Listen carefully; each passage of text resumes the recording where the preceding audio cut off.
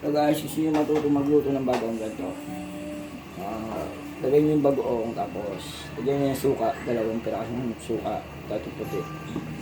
Patutuyuin po natin siya sa suka, 2 ganito ha. Tuyuin po natin sa may ano. Dali, pag natuyo po siya, mamaya, ha? Kasi ito yung mga bumubula-bula na yan, tatanggalin niya.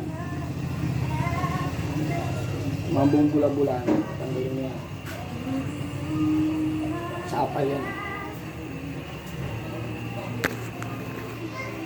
Yan.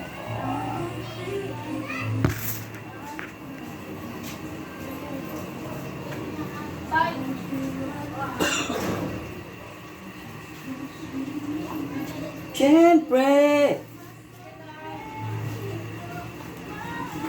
Post muna tayo guys. Kalimutan ko pala videoan. Naang mo ko na. Okay na yan. Medyo nagmerito ka pa. Pero okay na yan. Tapos diretso na tayo sa baboy. Hintayin natin siya magmantika. Saka natin lagay yung bawang. Tsaka yung bagoong. Kaya nilagay ko na yung bawang. O pag ganyan, papa-brownish na natin yung bawang, tapos lalagay na natin yung bagoong. Wala akong asukal pala. Maglalagay rin pala kayo ng asukal para gusto nyo mamis na mis. Sili kung gusto nyo.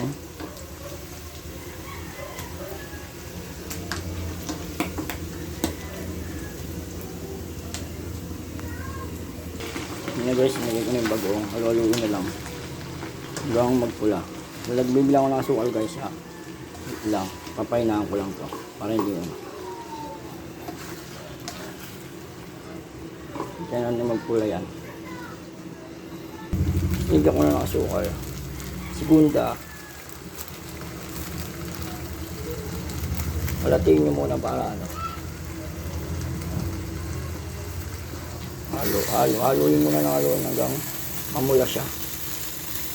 Ayun na lang natin siya guys, mamula. Haluin lang natin.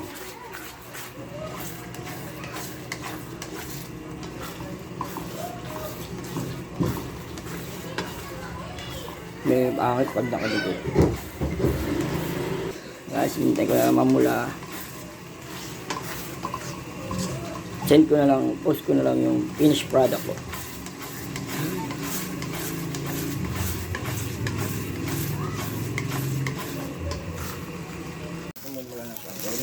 Maya lang, pwede na natin ano yun.